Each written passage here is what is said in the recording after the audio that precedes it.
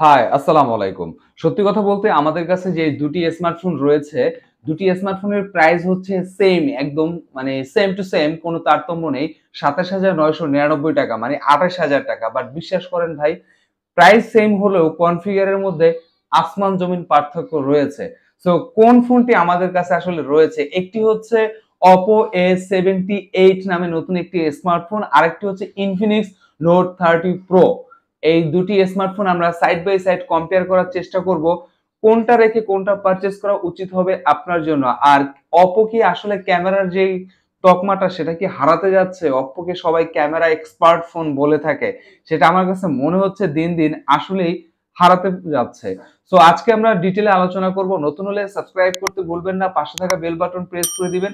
যদি ভিডিও কাজের মনে হয় লাইক দিয়ে সাথেই থাকবেন। সো কথা না বাড়িয়ে চলেন আমরা মেইন টপিকে ঝাঁপিয়ে পড়ি।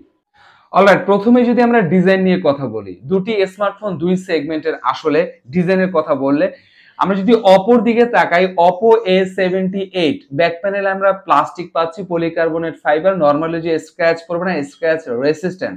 এখানে আমরা দুটি কালার পেয়ে থাকবো, একটি হচ্ছে ব্ল্যাক কালার, আরেকটি হচ্ছে ব্লু কালার। আর ব্লু কালার যেটি সেটি খুবই কালারফুল, খুবই গ্লোসি, এবং আপনি যখন রৌদ্রের মধ্যে যাবেন, শুরুতেই যেমনটা বলেছি বিয়ে বাড়ি একটা ফিল দিবে, খুব চকমকে একটা ব্যাপার কাজ করে। সো প্রাইস ভার্সেস ডিজাইনের কথা বলে অন এভারেজ একটি ডিজাইন ছিল, চালিয়ে নেওয়ার মতো ছিল, খুব আহামরি কিছু না, একেবারে ফেলে দেওয়ার মতো কিছু না। এবং বক্সে সেবার কারণে হ্যান্ড ফিলটা যথেষ্ট চমৎকার ছিল, এবং এর ওয়েট কিন্তু খুবই কম আমরা পেয়েছি এই বাজার সেগমেন্টের মধ্যে। যদিও এখানে ব্যাটারি ভালো পাচ্ছি, কিন্তু ওয়েটটা কম ছিল, মাত্র 180 গ্রাম ওয়েট ছিল। অন্যদিকে যদি আমরা ইনফিনিক্স নোট 30 প্রোর দিকে তাকাই, সেখানে আমরা ব্যাক প্যানেলে গ্লাস পাচ্ছি, নরমালি যে স্ক্র্যাচ পড়বে না, স্ক্র্যাচ রেসিস্ট্যান্ট, এবং আপনার হাত যদি ঘামে আঙ্গুলের ছাপ পড়ে যাওয়ার প্রবণতা খুবই কম।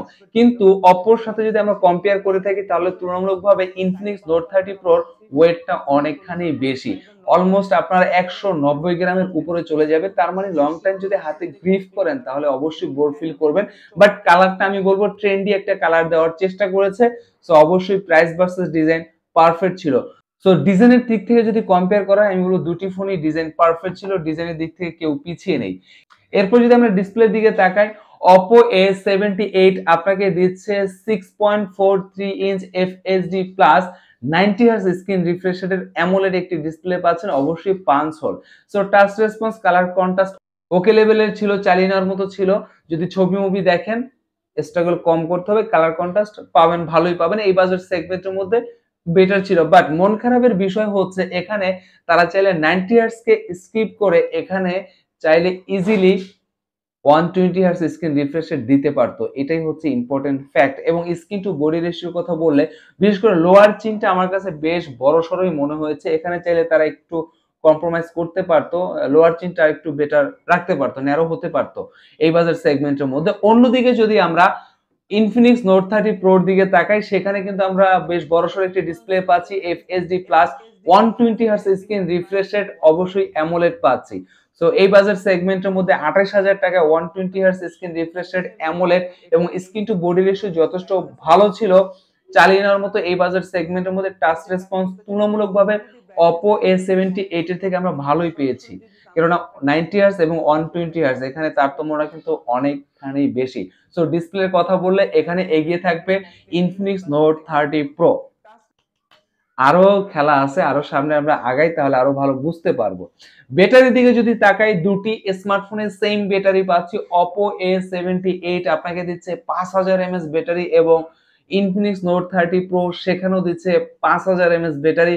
কিন্তু কিন্তু কথা হচ্ছে চার্জারের মধ্যে অনেক বড় একটি তারতম্য রয়েছে। Oppo A78 আপনাকে দিচ্ছে 67 ওয়াটের সুপার বুক ফ্ল্যাশ চার্জার, নিঃসন্দেহে চমৎকার একটি বিষয়। কিন্তু অন্যদিকে যদি আমরা ইনফিনিক্স নোট 30 প্রোর দিকে তাকাই, সেখানে ইনবক্সের মধ্যে আপনি দুটি চার্জার পেয়ে যাবেন, একটি ওয়্যারলেস চার্জার পাবেন। সো 30,000 টাকার নিচে ওয়্যারলেস চার্জার সাপোর্টেড ফোন, তাও আবার অফিসিয়াল ফোন, এটা কিন্তু নিঃসন্দেহে চমৎকার একটি বিষয়। সো 15 ওয়াটের একটি ওয়্যারলেস চার্জার দিয়ে দিবে আপনাকে ইনবক্সের মধ্যে, এবং সাথে 68 ওয়াটের একটি ফাস্ট চার্জার, সেটা তো থাকবেই। সো চার্জারের কথা বললে এখানে কিন্তু নিঃসন্দেহে এগিয়ে থাকবে ইনফিনিক্স নোট 30 প্রো এই স্মার্টফোনটি। এখানেও কিন্তু বেশ তারতম্য আমরা দেখতে পাচ্ছি।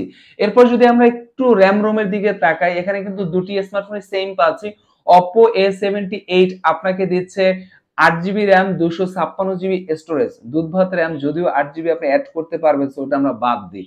অন্যদিকে আমরা যদি Infinix Note 30 Pro এর দিকে তাকাই, সেখানেও আপনি 8GB র্যাম পাচ্ছেন, এক্সট্রা ভার্চুয়াল র্যাম অ্যাড করতে পারবেন এবং স্টোরেজ পাচ্ছেন 256GB।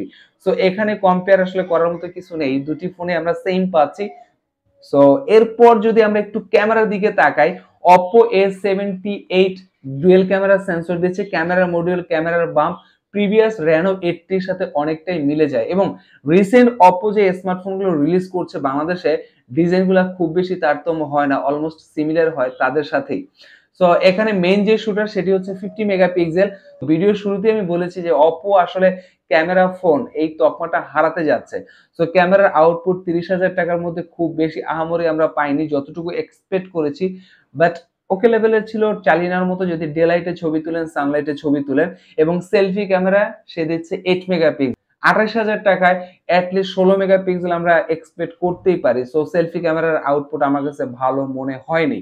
অন্যদিকে যদি আমরা Infinix Note 30 Pro এর দিকে তাকাই, সে ভাই কিন্তু ব্যাক প্যানেলে আপনাকে 108 মেগাপিক্সেল ক্যামেরা দিচ্ছে, যদিও ট্রিপল ক্যামেরা সেন্সর দিচ্ছে, আরো দুটি সেন্সর আপনি পেয়ে যাবেন, এবং সেলফি ক্যামেরা ছিল 32 মেগাপিক্সেল। সো ক্যামেরা ভার্সেস প্রাইসের কথা বললে এখানে Infinix Note 30 Pro যথেষ্ট পারফেক্ট ছিল, এবং আপনি যদি ডে লাইটে ছবি তোলেন চমৎকার কিছু আউটপুট পাবেন। যদি আপনি কালারফুল ছবি পছন্দ করেন তাহলে আপনার জন্য এই ফোনটি পারফেক্ট হতে পারে, এবং 2K রেজুলেশনে ভিডিও ক্যাপচার করতে পারবেন 30 fps এর, যে অপশনটা Oppo A78 এর মধ্যে আপনি পাচ্ছেন না। এখন আমরা যদি সিকিউরিটির দিকে তাকাই, এখানে কিন্তু বেশ তারতম্য আমরা পাচ্ছিলাম। যদি এই জিনিসটা ভাই Infinix Note 30 Pro দিত তাহলে সোনায় সোহাগা হয়ে যেত। Because of Infinix Note 30 Pro এই বাজেট সেগমেন্টের মধ্যে সাইড মাউন্টেন ফিঙ্গারপ্রিন্ট দিচ্ছে, এটা আসলে হতাশাজনক একটি ব্যাপার। বাট অন্যদিকে Oppo A78 আপনাকে দিচ্ছে ইন ডিসপ্লে ফিঙ্গারপ্রিন্ট এবং ফেস আনলক, সেটা তো থাকবেই। সো এই দিকটায় আসলে Oppo A78 অনেকখানি এগিয়ে থাকবে। সো এই জন্য কিন্তু সে একটা তালি পেতেই পারে। এরপর যদি আমরা একটু চিপসেটের দিকে তাকাই, Oppo A78 আপনাকে দিচ্ছে Qualcomm Snapdragon 680 এর একটি চিপসেট, 6nm এর আর্কিটেকচারের। সো এই চিপসেট এই বাজেট সেগমেন্টের মধ্যে আমি বলবো ওকে লেভেলের ছিল, বাট চাইলে তারা এর থেকে বেটার কিছু দিতে পারতো, কেননা কম্পিটিশনের বাজার, বারবার বলে থাকে। সো 28,000 টাকায় এর থেকে ভালো কিছু এক্সপেক্ট করা যেতেই পারে। অন্যদিকে যদি আমরা Infinix Note 30 Pro এর দিকে তাকাই, সেখানে আমরা পাচ্ছি MediaTek Helio G99। এখানেও আমি বলবো চিপসেট অন্য কিছু দিলে ভালো হতো, এর থেকে বেটার কিছু আমরা এক্সপেক্ট করতে পারি। বাট কম্পিটিশনে যদি আমরা দেখি, অন্য অন্য ব্র্যান্ড কিন্তু 30,000 টাকার উপরে কিন্তু এই চিপসেটটি দিচ্ছে, MediaTek Helio G99। সো ওই দিক থেকে যদি আমরা কম্পেয়ার করি তাহলে কিন্তু এই চিপসেটটি যথেষ্ট বেটার। সো চিপসেটের দিক থেকে আমি বলবো একটুখানি এগিয়ে রাখবো Infinix Note 30 Pro, যেখানে Reno 80 33,000 টাকা আপনাকে G90 দিচ্ছে, এবং Vivo V27e 30,000 টাকা প্লাস সেও কিন্তু G99 দিচ্ছে। সো সেই ক্ষেত্রে 28,000 টাকায় যদি আপনাকে Infinix G99 দিয়ে থাকে তাহলে তাকে তো এগিয়ে রাখা উচিত। সো এরপর আসলে যদি আমরা ভিডিও শেষে বলি কোন ফোনটি পারচেজ করা বেটার হবে, আমি বলবো আপনি যদি ক্যামেরা ভালো চান এবং ডিসপ্লে ভালো চান, এছাড়াও আপনি যদি কি বলে চার্জার যদি ভালো চান, সবকিছু মিলিয়ে অন এভারেজ একটি প্যাকেজের কথা যদি চিন্তা করেন, তাহলে নিঃসন্দেহে আপনি দেখতে পারেন Infinix Note 30 Pro এই স্মার্টফোনটি। আর এই স্মার্টফোনটি কোথায় গেলে পারচেজ করবেন, ডেসক্রিপশনে ফোন নাম্বার দিয়ে দিব, এবং ভিডিওর মধ্যে আমি একটি ফোন নাম্বার দিয়ে দিয়েছি, আপনারা চাইলে সেখানে কন্ট্যাক্ট করতে পারেন। অফিসিয়াল প্রতিটি স্মার্টফোন আপনি পেয়ে যাবেন। অলরাইট, সো এই স্মার্টফোনটি আমার কাছে একটু ওভার প্রাইস মনে হচ্ছে, Oppo A78। সো আপনার কি মতামত অবশ্যই কমেন্টের মাধ্যমে জানাতে ভুলবেন না। আসসালামু আলাইকুম।